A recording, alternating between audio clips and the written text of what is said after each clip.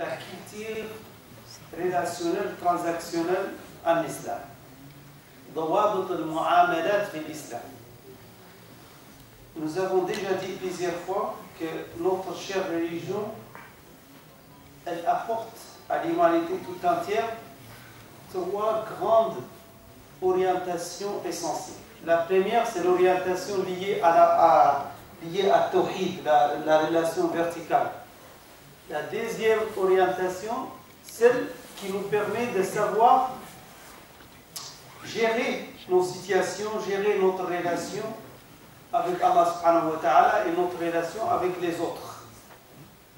La troisième catégorie, c'est ce qu'on appelle akhlaq, c'est-à-dire les comportements. Donc il y a trois choses, toujours, je commence par ça. La religion musulmane nous donne trois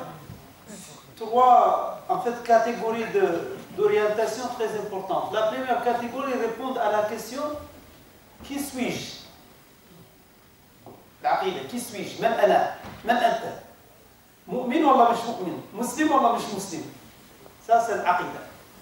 La deuxième catégorie elle t'apporte comment faire ton adoration, comment faire tes relations, et ça c'est Sharia qui t'apporte des réponses sur ça.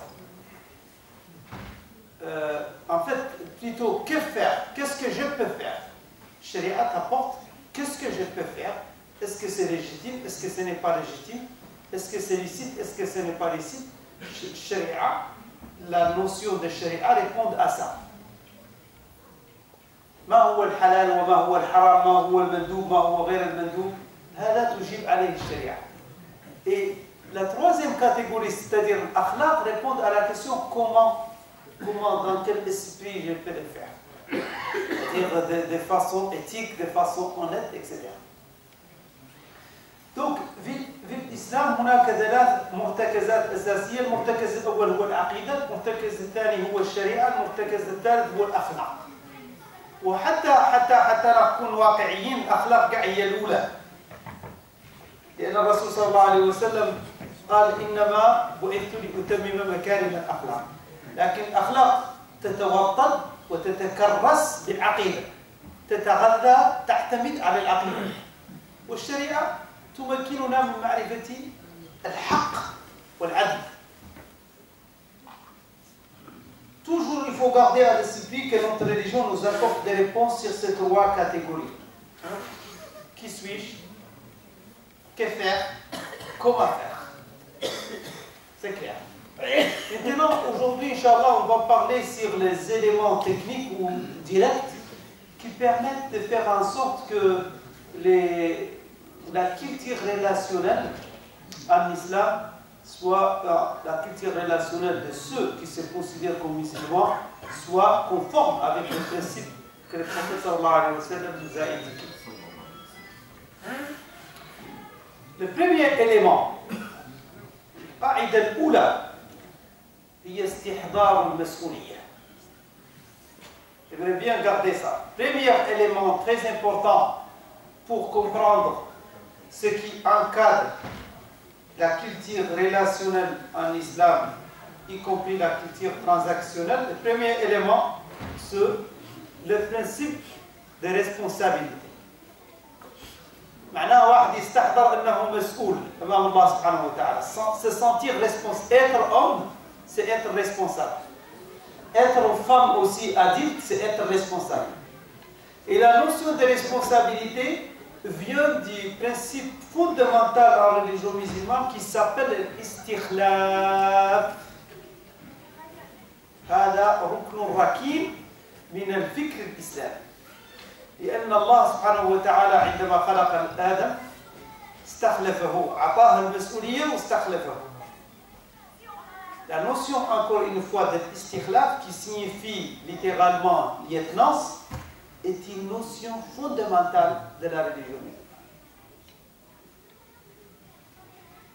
À partir du moment où tu es adulte, à partir du moment où tu as l'âge de puberté, ta religion t'indique que tu es devenu responsable, avec R majesté. Et responsable, c'est-à-dire être en mesure de rendre compte.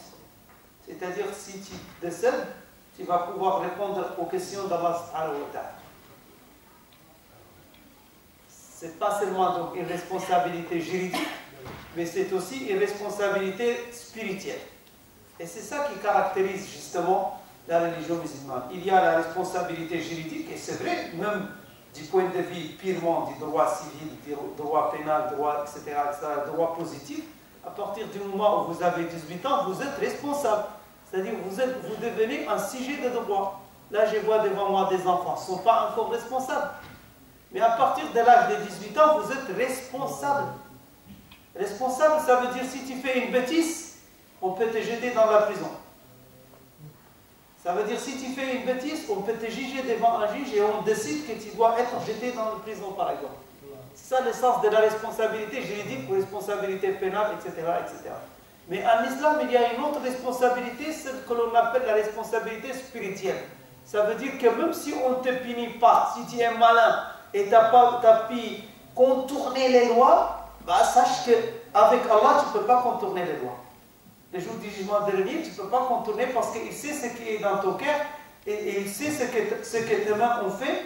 Et comme il l'a dit, Allah Ta'ala, avec Kitabil Aziz, يوم تشهد عليهم ألسنتهم وأيديهم وأرجلهم بما كانوا يعملون يومئذ يوفيهم الله دينهم الحق ويعلمون أن الله هو الحق المبين. تحب تكذب، تحب تخدع، تحب تقول لا لا لا c'est pas moi comme ils disent les enfants dans l'école. Oui, c'est pas moi. Avec Allah, ça ne marche pas. Parce que si tu dis que ce n'est pas ta main qui a transgressé quelqu'un, bah Allah, il peut faire parler la main. C'est la main qui va parler. Il dit, moi, Allah Akbar, la main qui va parler. Tu ne peux pas dire. Même les cellules vont parler. Les cellules, ils vont parler. Ça ne peut pas marcher. Donc, il y a une responsabilité triple du point de vue musulman. Responsabilité juridique, ça, c'est avec les juges, les policiers. La responsabilité éthique, ta conscience, et la responsabilité spirituelle, c'est d'Allah subhanahu wa ta'ala. Personne ne peut échapper à ça. Donc, moi je disais, sur la base de nos lectures du droit islamique, alhamdulillah, le premier élément, c'est le sentiment de responsabilité. Avoir conscience de la responsabilité. Et ça découle, comme je viens de le dire, de l'imam de l'istikhlaf. Imam بأننا مستخلفين في الأرض. هو الله الذي أنشأكم من الأرض واستعمركم. هو أنشأكم من الأرض واستعمركم بها. وقال الله تعالى في كتابه العزيز وإذ قال ربك للملائكة إني جاعل في الأرض خليفة قالوا وتجعل فيها من يفسد فيها ويسفك الدماء ونحن نسبح بحمدك ونقدس لك قال إني أعلم ما لا تعلمون. وعلم آدم الأسماء كلها. فيا من علم آدم علمنا. الله يعلمنا وإياه سبحانه وتعالى. Donc, première chose, sentir responsable. Parce qu'on est mustakhlafin. Parce que Allah a choisi notre père Adam alayhi salam comme étant mustakhlaf. Et cette notion d'istikhlaf se transmet après aux enfants d'Adam. Et nous sommes tous des enfants d'Adam. Donc c'est à la fois une honorification de la part d'Allah subhanahu wa ta'ala parce qu'il nous a choisis parmi d'autres créatures et c'est en même temps une lourde tâche. C'est pour cela dans le verset de l'amana وَإِنَّا عَرَضْنَا الْأَمَانَةَ عَلَى السَّمَاوَاتِ وَالْأَرْضِ وَالْجِبَالِ فَأَبَيْنَ أَنْ يَحْمِلْنَهَا وَأَشْفَقْنَ مِنْهَا وَحَمَلَهَا الْإِنسَانُ إِنَّهُ كَانَ ظَلُومًا جَهُولًا. لأن المسؤولية ثقيلة. Avant de partir vers un autre principe, et pour confirmer encore cette notion que je viens de dire, je viens de citer des versets. Je vais citer aussi la hadith du prophète sallallahu alayhi wa sallam. والذي فيه يقول عليه الصلاة والسلام لا تزول قدم عبد يوم القيامة حتى يسأل. Voyez, mettez des lignes sous les termes يسأل. يسأل, c'est-à-dire il doit rendre compte. Pour ceux qui comprennent la langue arabe, yus'al, ça veut dire rendre compte. Donc là, tazulu qadar, quiconque ne bouge les jours de la résurrection avant qu'il soit interrogé, avant de rendre compte sur essentiellement les choses suivantes. Les choses suivantes, 4. La première, sa vie. Qu'est-ce qu'il en a fait? حياته ماذا عمل بها؟ حياته ماذا عمل بها؟ عن عمره فيما أبناه عن جسده فيما أبلاه وعن علمه ماذا عمل به وعن ماله من أين اكتسبه وفيما أنفقه. Quatre choses. Suivant. La première, une question globale sur la vie. Qu'est-ce que tu as fait de ta vie, cher monsieur, chère madame? La vie qu'Allah t'a donnée. Tu penses que c'est comme ça? Oui, Allah te l'a donné gratuitement. Mais Allah t'a donné des facultés. Donc, est-ce que tu as au moins apporté quelque chose de bien lors de ton passage sur terre?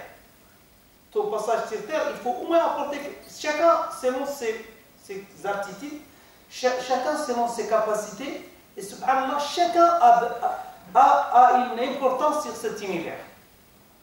Chacun dans son rôle. L'essentiel, c'est que le rôle où Allah subhanahu wa ta'ala, vers lequel Allah subhanahu wa ta'ala t'a orienté, faites-le bien. Tu es ingénieur, faites bien ton job. Tu es médecin, fais bien ton job. Tu es commerçant, fais bien ton commerce et ne trahis pas, ne triche pas. Tu es boulanger, fais bien ton job, etc., etc. Tu es ouvrier, fais bien ton travail. Chacun dans son rôle, Allah subhanahu wa ta'ala, il sait que son rôle, est-ce qu'il l'a bien fait ou pas. وقال رسول الله صلى الله عليه وسلم رحم الله عبدا إذا صنع شيئا أتقنه. قالها صلى الله عليه وسلم. Que la miséricorde d'Allah, un dua éternel de la part du prophète sallallahu alayhi wa sallam. Que la miséricorde d'Allah soit avec celui qui, lorsqu'il fait quelque chose dans sa vie, il s'attache à le faire bien. Il dit le jour de ta. Peut-être il n'est pas très qualifié, mais au moins, il dit le jour de ta. C'est ça ce qui est demandé de tout croyant. Donc, les 4 questions sont d'abord sur la vie, qu'est-ce qu'on a fait dans notre vie.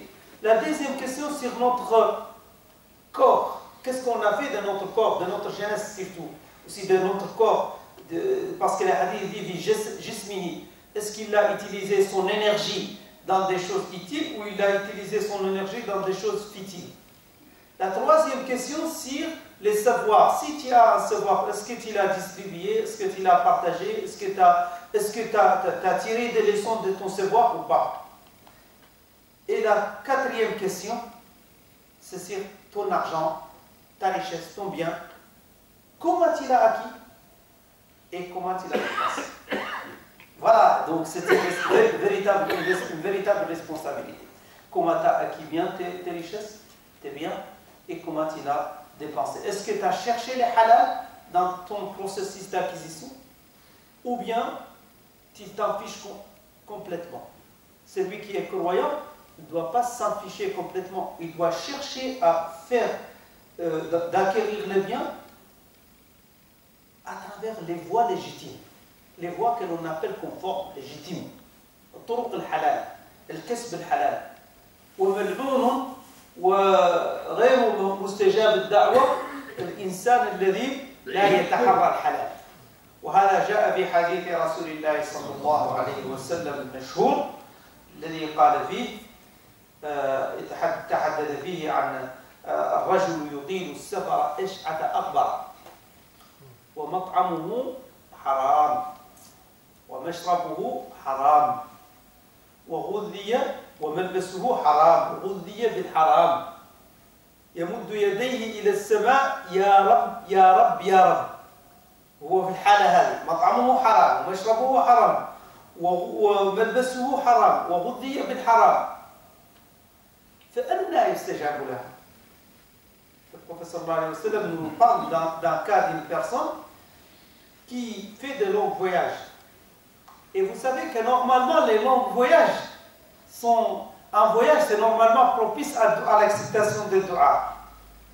Et en plus ce monsieur, il fait aussi le khushu', parce qu'il dit Ya Rab, Ya Rab, Ya Rab, il insiste. Donc normalement il a des facteurs qui sont favorables à l'acceptation de son doigt. Mais il y a quelque chose qui bloque. C'est quoi? C'est quoi? C'est ça. C'est parce que de l'autre côté, il rigole, il s'en fiche complètement du halal. Donc, même s'il plaire en faisant des doigts, son doigt ne va pas dépasser sa tête. parce qu'il ne se soucie pas du halal. Il est dans une situation favorable à l'acceptation des doigts parce qu'il fait le voyage, il est en fragilité. Parce que quelqu'un qui est en fragilité, normalement, ça facilite l'acceptation des doigts. Il fait khushu' parce qu'il dit Ya Rab, mais malheureusement, il ne se soucie pas du halal. Donc son doigt n'est pas acceptable. Son évocation n'est pas acceptable. Selon ce hadith du prophète sallallahu alayhi wa sallam. Donc, moi j'étais en train de dire le premier élément pour une philosophie relationnelle, transactionnelle conforme aux orientations islamiques, il faut d'abord sentir la responsabilité. Premier élément. Deuxième élément, s'attacher à la justice et refuser catégoriquement l'injustice. S'attacher à la justice, le qist, et rejeter catégoriquement l'injustice. L'iltizam bil-adl wal-qist, tahari al-adl wal-qist, l'ibti'ad an-dhulm, s'éloigner d'un dhulm. Et comme il a dit Rasul sallallahu alayhi wa sallam, le dhulm c'est 3 catégories. Vous savez, il existe 3 sortes de dhulm. صح ولا لا؟ الظلم ظلم لا يغفره الله وظلم لا يغفره الله وظلم يغفره الله قد يغفره الله وظلم لا يتركه الله. Il existe 3 sortes de dhulm. Il y a un dhulm qu'Allah ne pardonne jamais. Vous savez c'est quoi? Le shirk. Inna Allah la yaghfiru an yushraka bihi wa yaghfiru ma duna dhalika liman yasha. Barakallahu fik. Shirk. قال لقمان لابنه إن الشرك لظلم عظيم. Première chose, ظلم لا يغفره الله. ظلم يغفره الله. ظلم الإنسان لنفسه. تظلم نفسك تستغفر الله يغفر لك. Tu peux commettre un préjudice contre toi-même, tu reviens, tu demandes pardon, Allah te pardonne. La preuve de cela, والذين إذا فعلوا فاحشة أو ظلموا أنفسهم ذكروا الله فاستغفروا لذنوبهم ومن يغفر الذنوب إلا الله لم يصروا على ما فعلوا وهم يعلمون. La troisième catégorie de dhulm, c'est quoi? C'est le dhulm la yatrukuhu Allah. C'est le dhulm de ibad, l'ilm des dhulm des autres. Là, parce que Allah harrama dhulm ala nafsihi wa ja'alahu baynakum muharraman fala tadhalimu. Dhulm des autres, Allah, comme il est juste par nature, tu ne peux pas aller transgresser les gens et aller en fait plairer dans la mosquée, ça passe pas. Il faut pas transgresser les autres créatures d'Allah subhanahu wa ta'ala. La transgression au sens large du terme, y compris les choses que l'on va dire par rapport aux éléments qui encadrent les relations commerciales, économiques. Parce que quand on dit la tadlim al-ibad, ne pas transgresser les autres, ne pas commettre une injustice aux autres, c'est ça, subhanallah, c'est ça qui donne le fondement de ce qu'on appelle justement l'économie musulmane conforme aux principes que le prophète sallallahu alayhi wa sallam a établis. Et parmi ces principes, par exemple, le fait d'éviter le riba, le fait d'éviter le gharar. Et là, je vais le dire pendant qu'on y est, je le dis directement, parce que ça fait une déclinaison de ce deuxième principe. Comme je viens de le dire, le deuxième principe, c'est l'attachement à la justice et le refus catégorique de l'injustice. Dans cette case-là, Allah subhanahu wa ta'ala a interdit pour les musulmans de faire le riba et de faire ce qu'on appelle al-gharar ou al-maysir. Le riba, c'est quoi? Désolé. on va...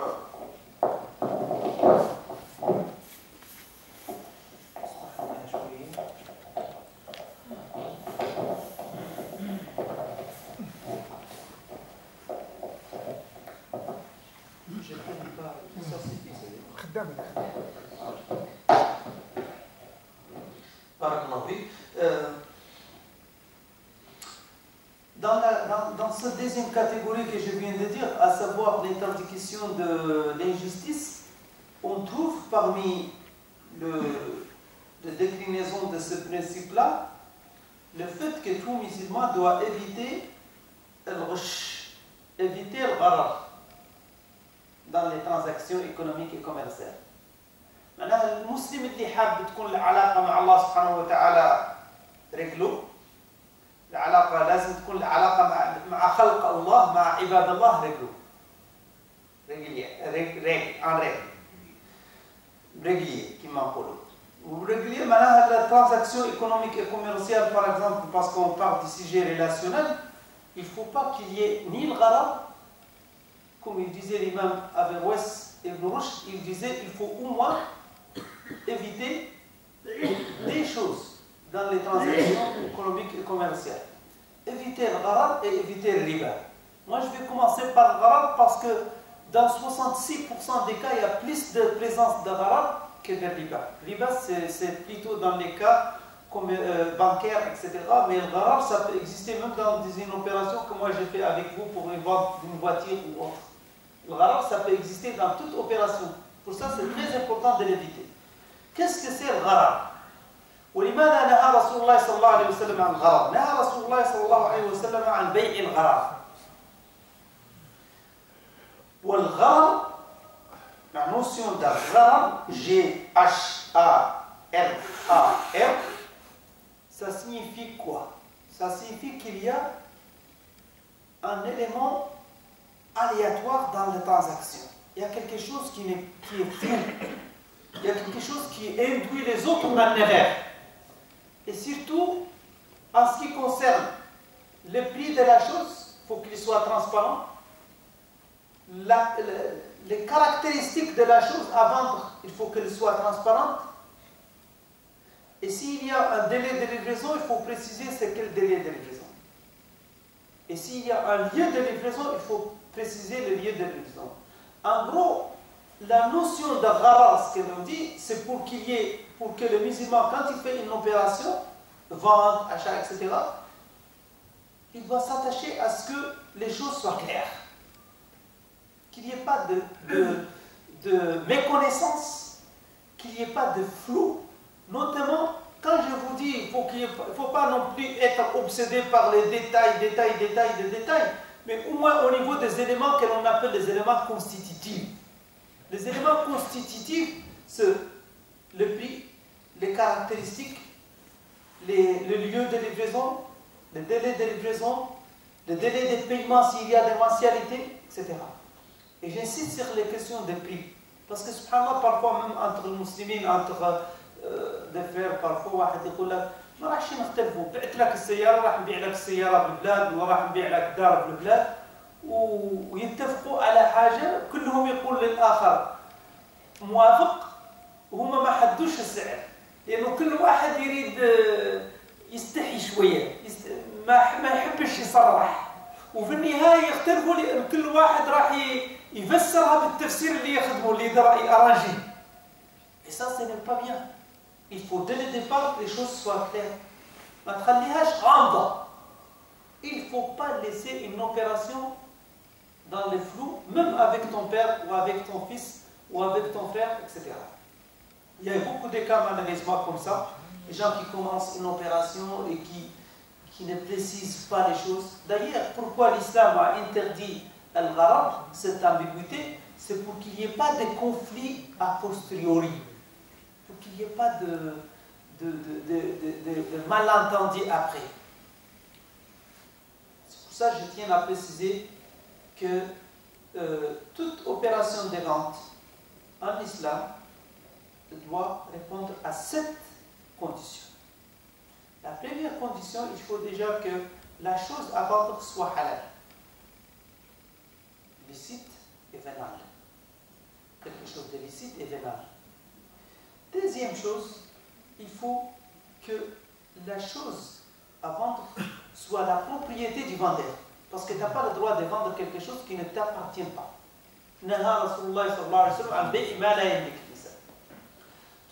Troisième chose importante, il faut la connaissance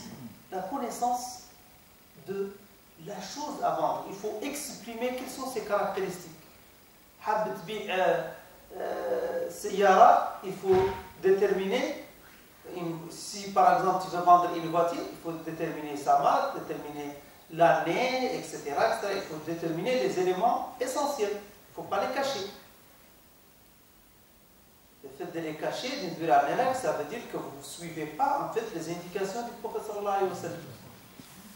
البيعان بالخيار وفيه حديث ينص il insiste sur le fait qu'il faut clarifier les caractéristiques. وقال صلى الله عليه وسلم من غشنا فليس منا. Celui qui trompe, celui qui aide les autres en erreur ne fait pas partie de la communauté du prophète sallallahu alayhi wa sallam. Connaître les caractéristiques, c'est la condition numéro 3. Connaître, préciser, ça c'est le devoir justement du vendeur. Il faut aussi exprimer clairement le prix de la chose. Connaissance du prix, il ne faut pas le laisser dans le flou. Et cinquièmement, il faut ce qu'on appelle en fait la livrabilité. Il faut qu'il y ait en fait il faut que la chose soit livrable, soit pas quelque chose qui, comme poisson dans poisson dans la mer, tu peux pas, qui n'est pas encore, ou qui n'a pas, il faut qu'il y ait une certitude de livrabilité. Et sixième et septième condition, ce sont des conditions que l'on trouve d'ailleurs dans tous les contrats en islam. Tous les contrats doivent être basés sur l'aptitude juridique des deux contractants et le consentement mutuel.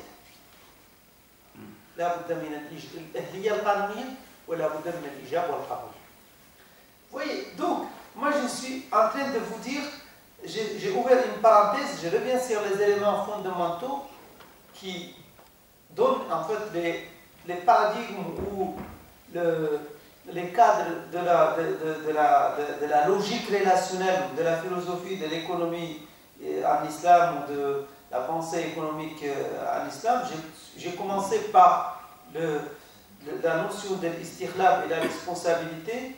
J'ai dit que le deuxième élément, c'est celui de l'attachement fort à la justice et les refus catégoriques de l'injustice.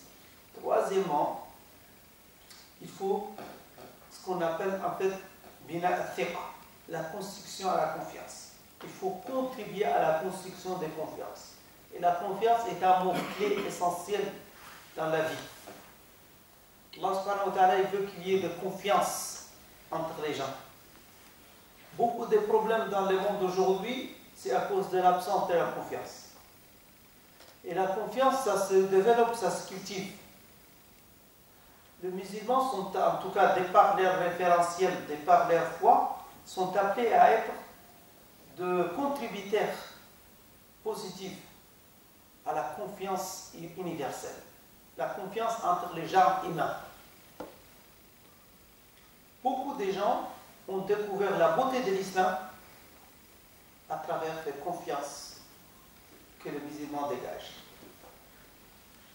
Des milliers et des millions des Asiatiques, comme en Indonésie, comme en Malaisie, جاءوا دخلوا الإسلام على أساس إيش؟ على أساس الثقة اللي كانوا تجار المسلمين يقدموها بذلك الوقت. يمنيين، تجار اليمنيين، تجار اللي كانوا في ماليزيا، فدخل الناس في دين الله أفواجا. لهم شافوا كيفاش المسلم عنده الثقة، يعطي الثقة، يحترم الكلمة ويحترم الوزن، أوفوا الكيل والميزان بالقسط ولا تبخسوا الناس أشياءهم. كان المسلمين عندهم هذه القيم هذه. وبالتالي لما يشوفوا من الناس الانسان النفس جبلت على حب الخير. L'être humain il n'est pas bête. Quand il voit ça, naturellement il va vers ce qui est bien. Donc les musulmans sont appelés à être des apporteurs ou des contributeurs à la construction de confiance. Et la confiance s'est construite, entre autres, par le sidq ou l'aman.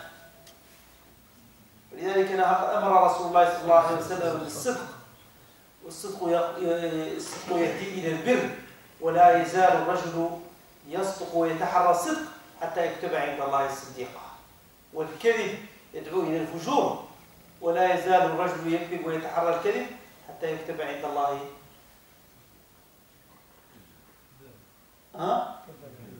والعياذ بالله والعياذ بالله حتى يكتب عند الله كذابا ونحن نسأل الله سبحانه وتعالى أن يكتبنا من الصادقين لا يزال الرجل يصدق ويتحرى الصدق حتى يكتب عند الله صديقا.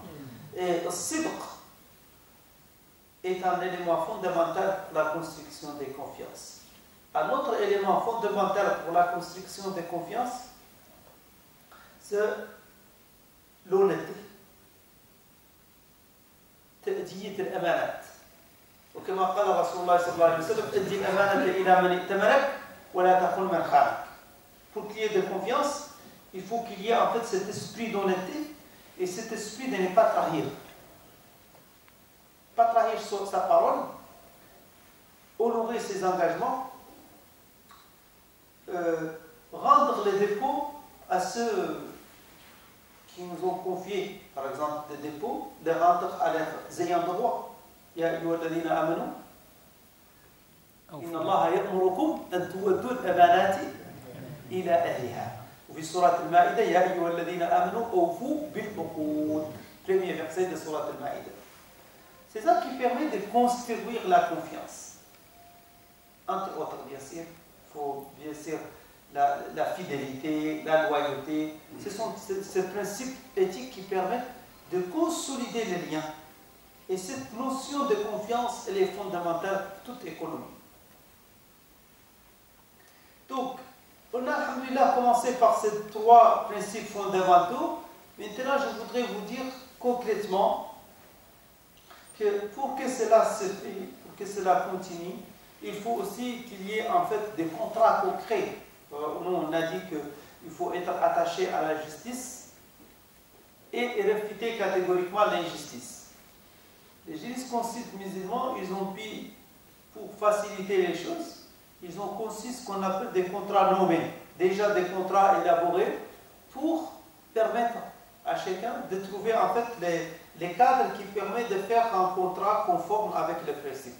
Bien sûr, la dynamique d'évolution reste ouverte, peut toujours évoluer vers des contrats nouveaux, tout en respectant l'esprit global de ces orientations-là.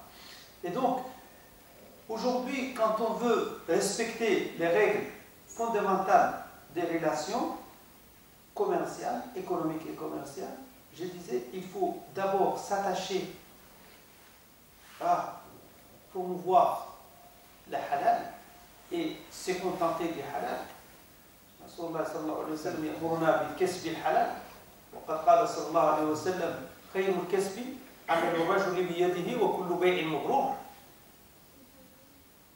Deuxième chose importante, comme je viens de le dire, c'est d'éviter le riba.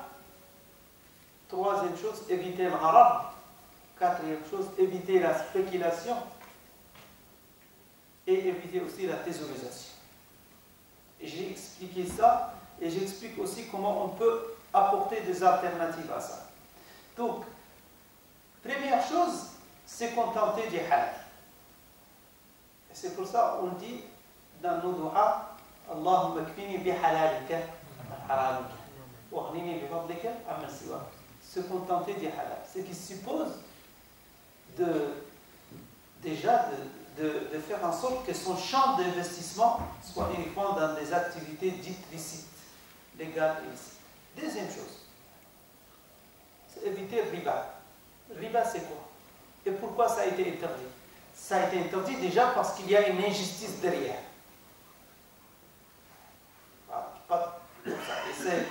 Et pourquoi il y a une injustice dans le riba?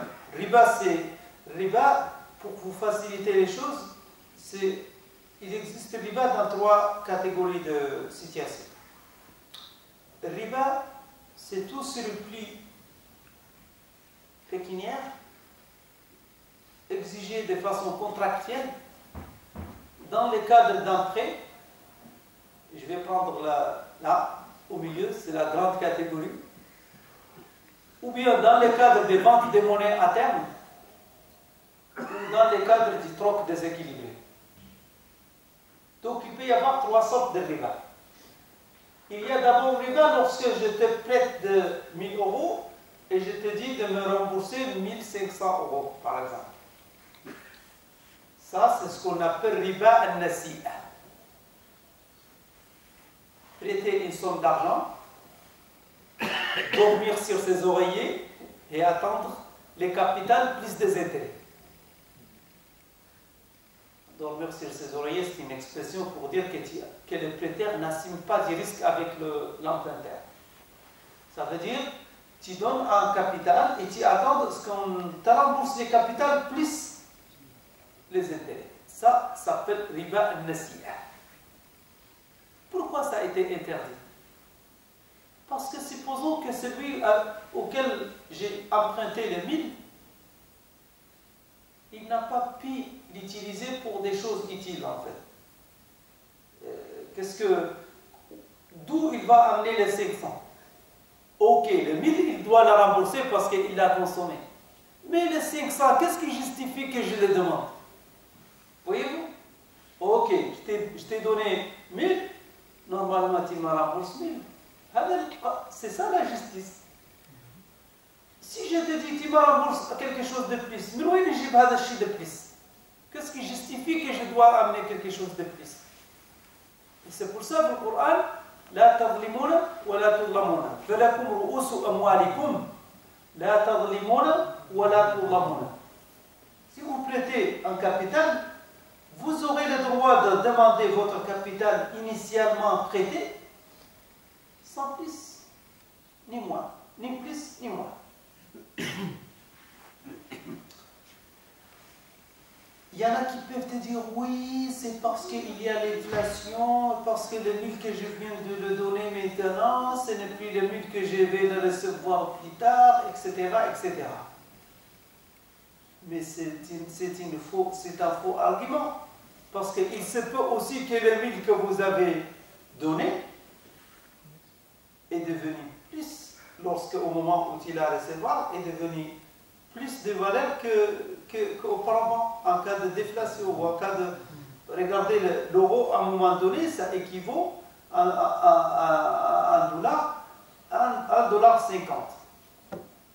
À un moment donné, avant ce qu'on appelle les quantitative easing, là, avant que la Banque centrale européenne commence à faire beaucoup de planches à billets, à un moment donné. Avant, l'euro est arrivé à $1,50.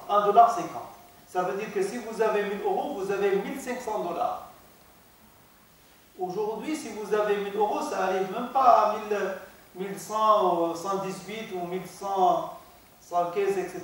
C'est €1 peut-être 13 ou $1,13, je ne sais pas combien maintenant, mais en dessous de 20, en dessous de $1 à $1,20.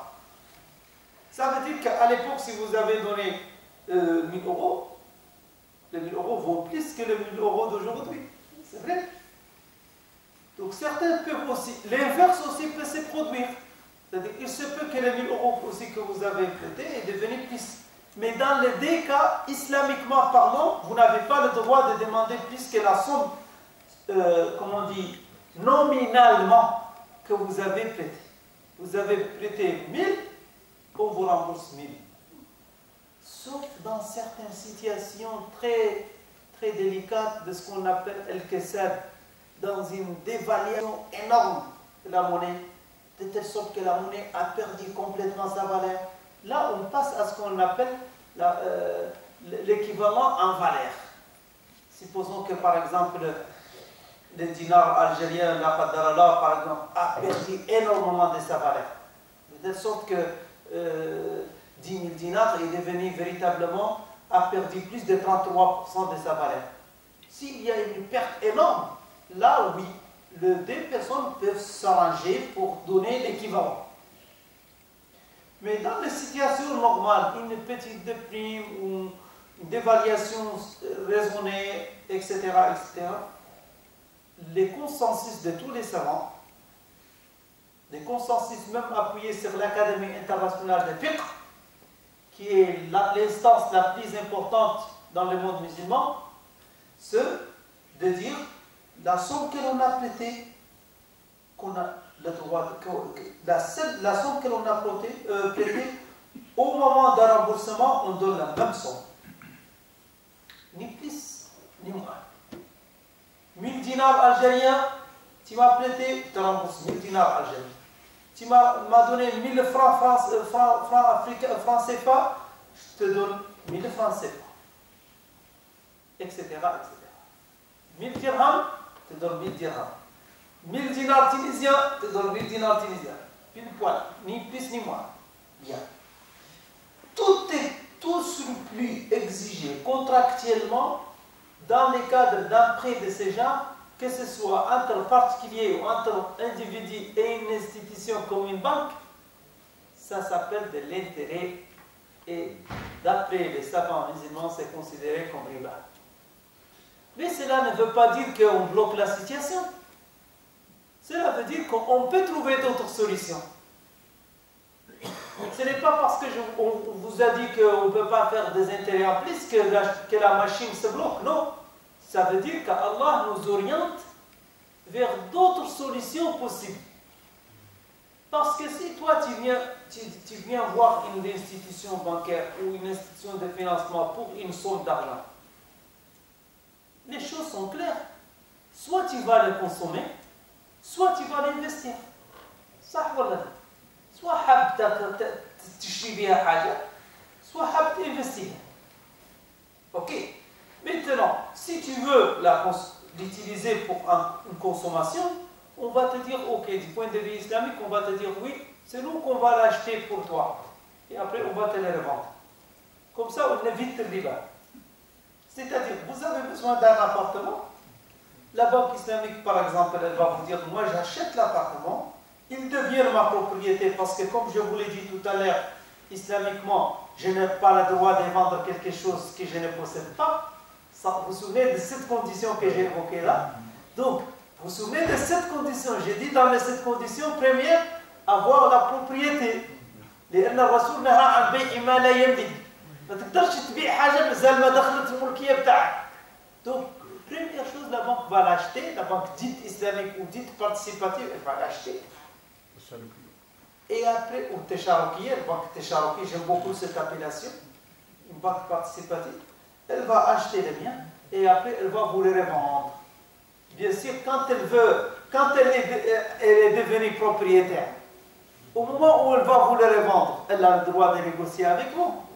Peut-être elle va donner une petite marge, peut-être elle va donner une grosse marge.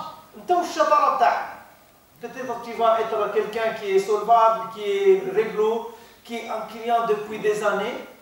Dans ce cas, peut-être la banque elle va ajouter juste 2,5% ou peut-être même 1%. Mais si tu es quelqu'un incognito, la banque elle va mettre 10% de marge.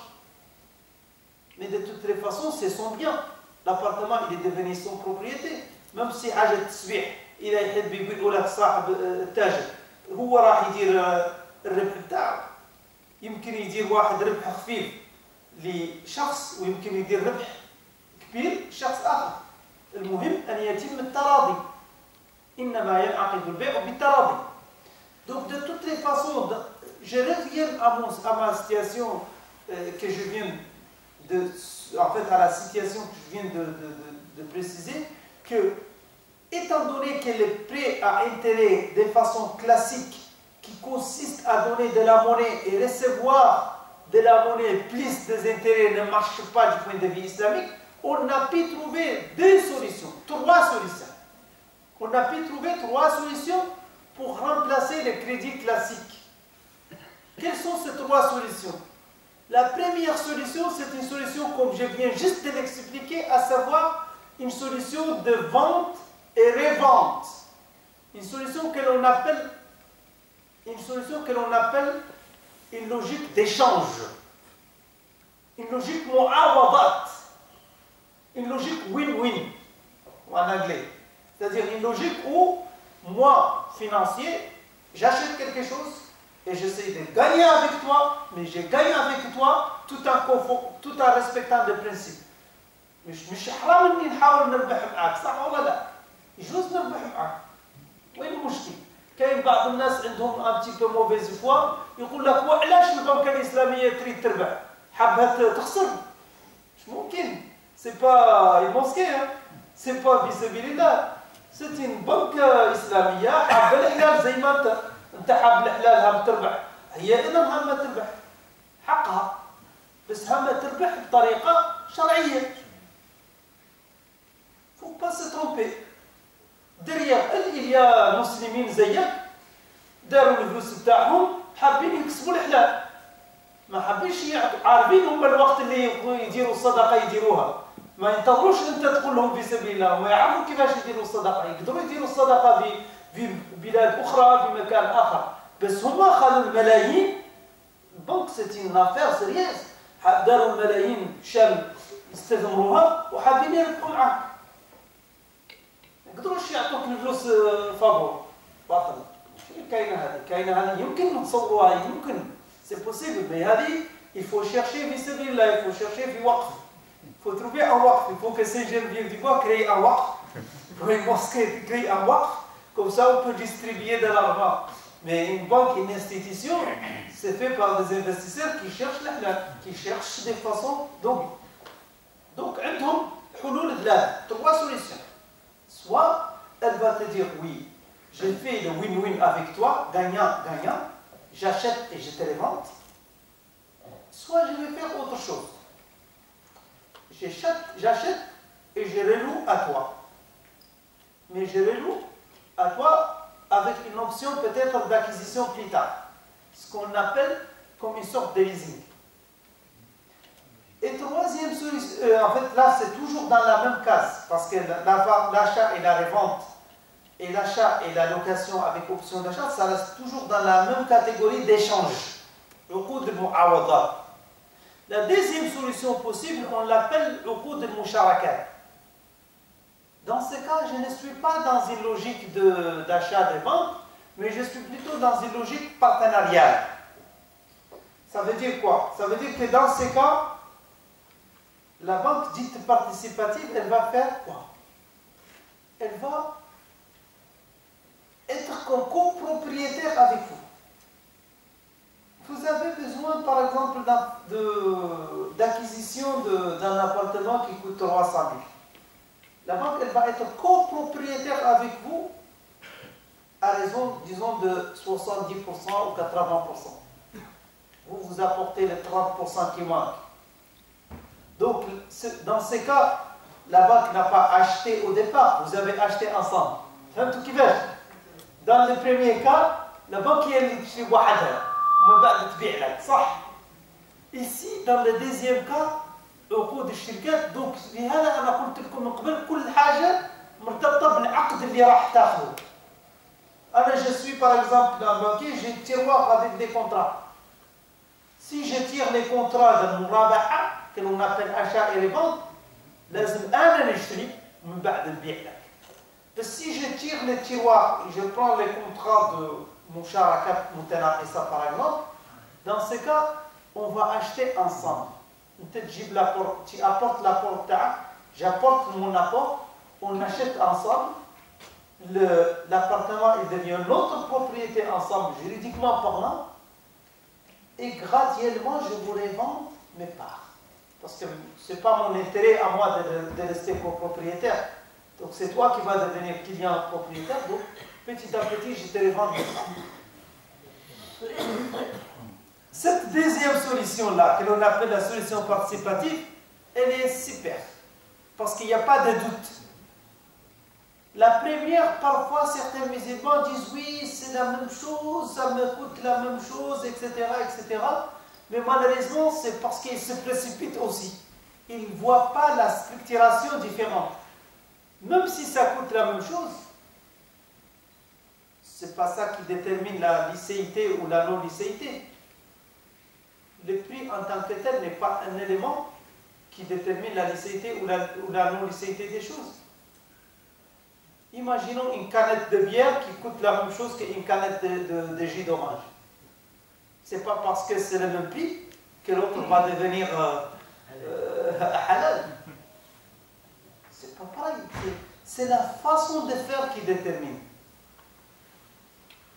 Oui, c'est la manière de faire les choses avec l'essence qui détermine la halalité ou pas. La troisième catégorie maintenant, parce que moi je vous ai dit que le maqta' musulman, vous trouvez en fait, il y a trois solutions. Je vous ai dit la première solution, c'est échange.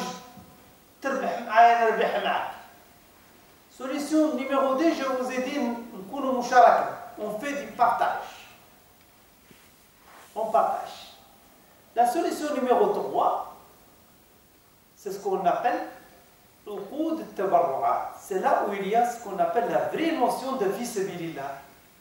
Mais il y a peut-être des gens, qui vont le faire.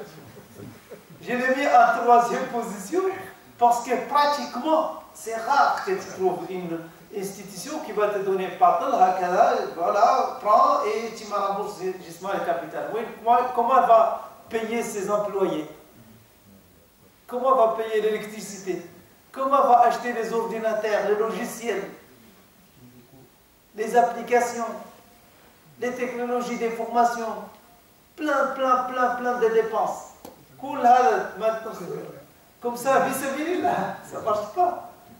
Vis-à-vis-là, c'est bien, mais dans des circonstances, dans des mosquées, dans des associations, dans des institutions. Mais une institution bancaire ou financière ne peut pas marcher. Même au temps du professeur sallallahu alayhi wa sallam, tu ne peux pas aller aux commerçants de Médine et leur dire vendez à moi vis-à-vis-là. Ça ne peut pas marcher.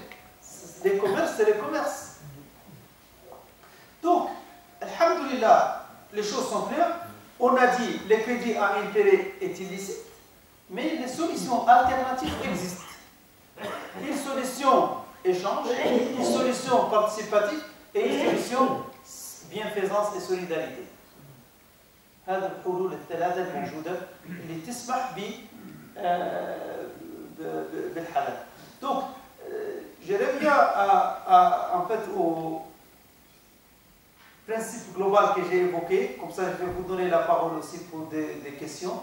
J'ai commencé mes propos en disant que pour mettre les éléments déterminants à une philosophie de la pensée économique et financière en islam, il faut d'abord se rappeler de la notion de l'istiqlal, qui veut dire la responsabilité, l'honnêteté, l'amana. Et j'ai donné les textes qui confirment cela. Les textes où Allah subhanahu wa ta'ala dit هو الذي أنشأكم من الأرض واستعمركم فيها. Les textes où Allah subhanahu wa ta'ala nous parle وهو الذي جعلكم خلائف في الأرض.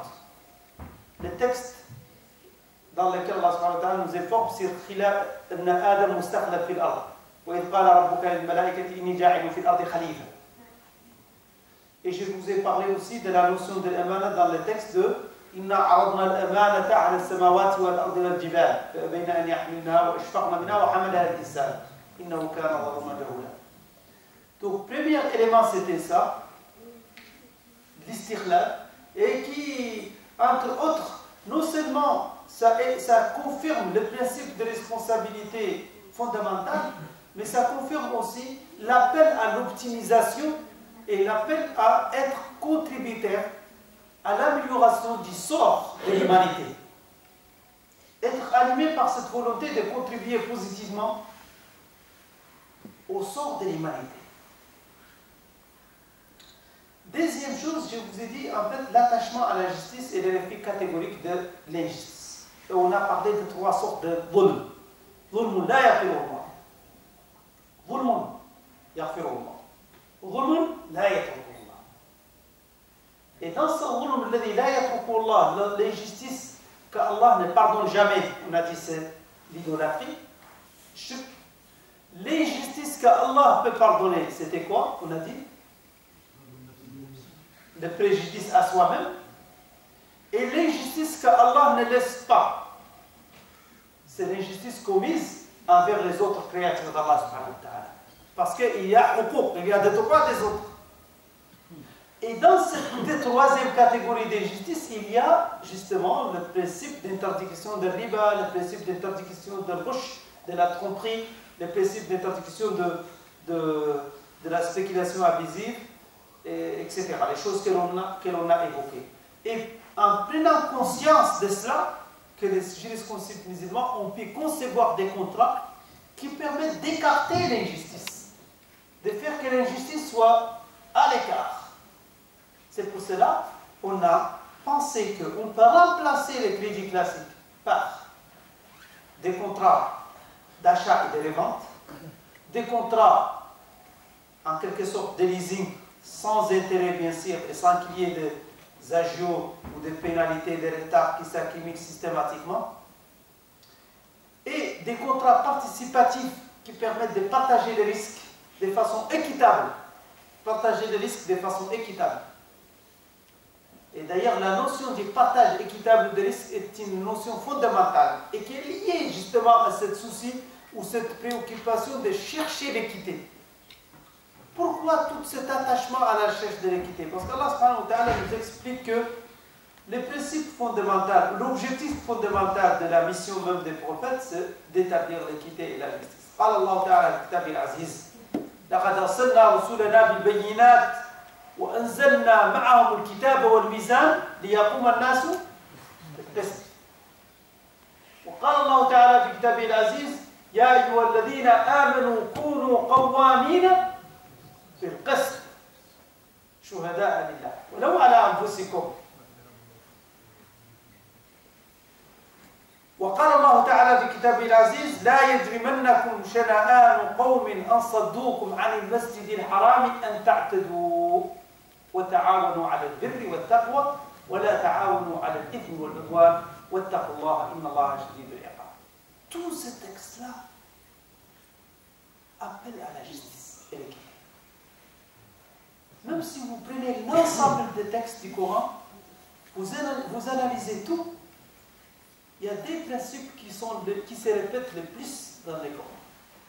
Celui de l'unicité, l'existence et l'unicité d'Allah. Tawhid. Le deuxième qui vient juste après, figurez-vous, c'est quoi? C'est l'appel à la justice. Puis, le Coran, كله الكلمة حتى on s'est amusé un jour à faire l'analyse, ce qu'on appelle statistique, pour savoir les mots qui se répètent, les principes qui se répètent le plus. Et ce n'est pas anodin de trouver que l'appel à l'équité et à la justice vient juste après celui de l'appel à l'unicité d'Allah subhanahu wa ta'ala. نسأل الله أن يجعلنا وإياكم من الموحدين وأن يجعلنا وإياكم من الحامدين الشاكرين وأن يجعلنا وإياكم من الآمرين بالعدل الآمرين بالقسط المساهمين في نشر ثقافة العدل والقسط. وقال الله تعالى في كتابه العزيز إن الله يأمر بالعدل والإحسان وإيتاء ذي القربى وينهى عن الفحشاء والمنكر والبغي يعظكم لعلكم تذكرون. الله سبحانه وتعالى أمر بآيات كثيرة بالعدل ولهذا نسأل الله سبحانه وتعالى أن يجعلنا من العادلين. وحتى ضرب لنا أيضا مثلا رجلين أحدهما أبكم لا يقدر على شيء وهو كل على مولاه أينما يوجهه لا يأتي بخير. هل يستوي هو ومن يأمر بالعدل وهو على صراط مستقيم؟ لا يستويان. فنحن نسأل الله أن يجعلنا من الذين يأمرون بالعدل والذين ينشرون ثقافة العدل ونسأل الله سبحانه وتعالى أن يوفقنا وإياكم بالخير. S'il y a encore quelques questions, on peut prendre une ou deux questions, trois questions, selon votre ordre. Par rapport à ce que je viens de dire, ou en commentaire, vous avez le droit aussi. Voilà. Je voulais juste revenir sur Ghara, parce que c'est vraiment central dans ce que vous avez présenté. Et moi, ce que j'ai retenu de ce que vous dites, parce que certainement vous avez parlé de l'alia. Là où il y a l'alia, c'est Ghara. Alors que tous les contrats, enfin, l'assurance est basée sur l'alia. Il n'y a pas d'alia, il n'y a pas d'assurance. C'est le sens même. Et même si on va au système d'assurance musulmane, Takaful, c'est aussi basé sur ce système-là. Le système d'ailleurs existe dans le système juridique français, c'est ce qu'on appelle les mutuelles à prime variable. C'est exactement le même système. Oui. Sauf si j'ai raté quelque chose, mais bon, je pense que c'est la même chose. Moi, quand j'entends le mot rara, ce que je comprends, c'est on dira rarara ou rarara bien. Il l'a induit en erreur. C'est pas le mot rarara lui-même, ce qu'on a induit en erreur. Exactement. Voilà, donc c'est ce terme-là que j'aimerais en fait un peu plus d'explication sur l'ALIA, en fait, parce que l'ALIA, on l'a dans tout. Enfin, même le système de retraite, notre système de retraite, il est basé sur l'ALIA. Il n'y a pas d'ALIA, il n'y a pas de système de retraite. Très bien. D'ailleurs, le mot induire en erreur, je l'ai dit aussi dans mon explication. Et c'est vrai que la notion de l'gharar, c'est une notion qui est parfois difficile à cerner, mais j'ai apporté des éléments qui vous permettent de les cerner de façon concrète. En disant la chose suivante. D'abord, il faut savoir qu'il s'agit de ce qu'on appelle l'incertitude juridique. On ne parle pas de l'gharar au sens étymologique global. On parle de l'incertitude juridique. Qu'est-ce que cela veut dire? Cela veut dire que dans un contrat, il faut qu'il n'y ait pas de source de contentieux. Cela veut dire, pour éviter le gharar, il faut qu'il y ait une transparence totale, 360 degrés, sur les éléments constitutifs. Les éléments constitutifs. Ça ne veut pas dire qu'il n'y a pas aléatoire, parce que toi, tu peux signer un contrat avec un fournisseur et qui, sous la circonstance de ce qu'on appelle la force majeure, etc., ne fournit pas. Mais il faut juste regarder les éléments constitutifs. Est-ce que les éléments constitutifs étaient exemptés de gharar ou pas? Le prix a été bien déterminé? Oui. Les caractéristiques ont été bien identifiées? Oui. Les délais ont été établis clairement? Oui. Ça veut dire qu'il n'y a pas de gharar. Mais c'est vrai, il y a d'autres activités qui sont par nature basées sur la gharar, comme les cas que vous avez cités, l'assurance. Et c'est pour cela que les savants musulmans ont inventé une nouvelle sorte d'assurance qui s'appelle l'assurance solidaire. Pourquoi on a inventé cette nouvelle sorte d'assurance? Parce que dans une assurance solidaire, le gharar, il est autorisé. Parce que dans le fiqh islamique, dans la jurisprudence islamique, le gharar mu'tabarun fi uqudi tabarru'ati wal ihsan. لا يجوز الغرر في عقود المعاوضات وعقود المشاركات ولكن يجوز الغرر أو يغتفر الغرر في عقود التبرعات والإحسان. وبما أن التكافل فيه جانب مبني على عقد التبرع بين المسجلين في هذا النظام يصبح الغرر مغتفرا. Et ça c'est la clé qui te permet de comprendre pourquoi, dans certaines situations, on peut fermer les yeux sur le gharar parce que la logique n'est pas une logique commerciale. Voyez-vous, si vous êtes dans une logique solidaire, vous êtes... Et ça se comprend. Logiquement, ça se comprend. Vous êtes sec, vous vous êtes dit, voilà, on va faire une caisse ensemble pour faire face au risque, pour se solidariser. Monsieur X ou monsieur, le premier, monsieur Mohamed par exemple, est tombé malade, bah, voilà, il peut prendre, vous pouvez décider de lui donner une somme de cette caisse, etc. Parce que là, vous êtes décidé d'être solidaire l'un avec l'autre. Dans ce cadre de solidarité, on ne vous demande pas de respecter le gharar parce que c'est votre volonté contractuelle qui a imposé ça. Voyez-vous?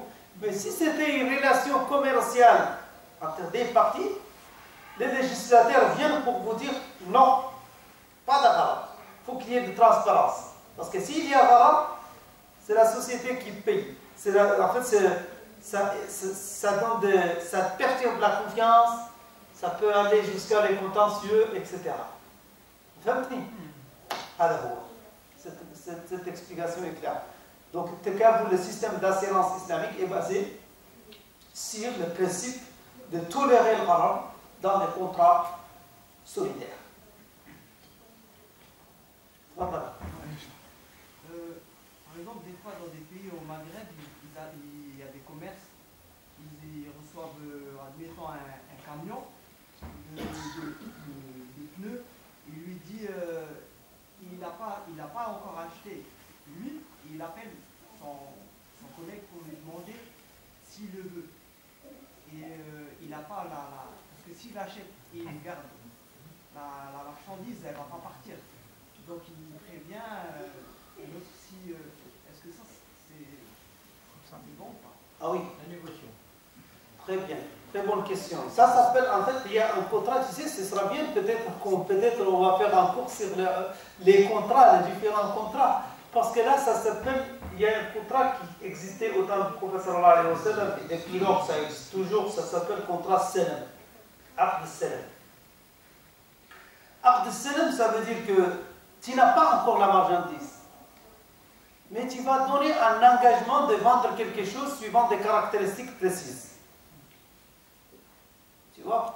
Donc, tu as le droit de dire, voilà, je vais vous vendre des pneus de telles caractéristiques, telle marque, à un tel délai et à un tel prix. Et l'acheteur vous dit, ok, moi, je suis d'accord d'acheter ça avec telle caractéristique et je vous paye même d'avance. Et vous devez, ça devient une dette sur votre conscience de livrer la même marchandise. Ça existait au temps du professeur alayhi wa sallam avec les dates. Les Médinois avaient l'habitude de les faire sur les dates. Les fermiers datiers, où on vient, par exemple, avant même, par exemple, l'un d'entre eux avait besoin par exemple, de liquidité suite à une crise ou une difficulté donnée. Il a un jardin avec des palmiers, etc., d'un prix, il vend, par exemple, il s'engage pour le Ramadan prochain à livrer à monsieur Ali 3 tonnes de dattes. Monsieur Ali lui dit, ok, moi je voudrais 3 tonnes de dattes de Ajwa. C'est une caractéristique des dattes de Médine. Il lui dit, moi je voudrais 3 tonnes de Ajwa. Mohamed, qui est le vendeur, lui dit, Ali, l'acheteur, dit, moi je vous donne d'avance maintenant le prix. Le Ramadan prochain, tu dois me livrer 3 tonnes d'Ajwa. Rasul sallallahu alayhi wa sallam a validé cette vente sous condition de préciser les prix avec سعر معلوم, وزن معلوم, وأجر معلوم. Il faut préciser les prix dans ces cas, il faut préciser la date de livraison et il faut préciser la quantité à livrer. Donc ça rejoint notre principe d'éviter le gharar, tout simplement pour qu'il y ait zéro gharar. En gros, pour bien comprendre les transactions islamiques en général, il faut qu'il y ait zéro gharar et zéro riba. Pas de riba, pas de gharar, que du halal. C'est ça la synthèse de ce qu'on vient de dire en gros, c'est être responsable, zéro riba, zéro gharar et éthiquement responsable. Éthiquement responsable, ça veut dire ayez une bienveillance vis-à-vis des autres créatures d'Allah subhanahu wa ta'ala. La bienveillance vis-à-vis des créatures d'Allah subhanahu wa ta'ala. Et ça, on le comprend à travers la hadith du prophète sallallahu alayhi wa sallam qui dit Rahim Allahu abdan samhan. Samah. Wahdi ismah. Irhamu ma fil ardi. Irhamukum ma fil sama. Être bienveillant avec les créatures d'Allah subhanahu wa ta'ala. لما تبيع بالرحمة والسماحة. لما تشري بالرحمة والسماحة. مش لما تكون un petit malin qui même au cas où il va vendre, il augmente, il exagère et au moment d'acheter, il va يزيد الوزن ويزيد كما ويل للمطففين الذين إذا اكتالوا على الناس يستوفون وإذا كالوهم أو وزنوهم يخسرون. شو معناها يخسرون؟ يقلل الميزان لما هو لا ينبغي يكون العدل والقسط. رحم الله عبدا سمحا إذا باع، وسمحا إذا اشترى، وسمحا إذا قضى، وسمحا إذا قضى. أسأل الله أن يرزقني وإياكم روح السماحة، أن يجعلني وإياكم من المحسنين، وأن يجعلني وإياكم من الحامدين الشاكرين. اللهم اجعلنا من حامديك الشاكرين. اللهم نسألك أن تكفينا بحلالك عن حرام. اللهم اكفنا بحلالك عن حرام، واغننا بفضلك عمن سواك. اللهم نسألك أن تجعلنا من الذين يأمرون بالعدل. اللهم إنا نسألك أن تجعلنا من الذين يأمرون بالعدل. اللهم إنا نسألك أن تجعلنا من الذين يطبقون العدل.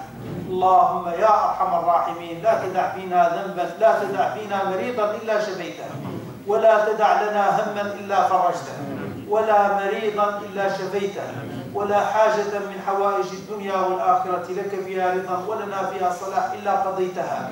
سبحانك يا ربنا يا قاضي الحاجات، سبحانك يا ربنا يا مجيب الدعوات، سبحانك يا ربنا يا رب العرش الكريم.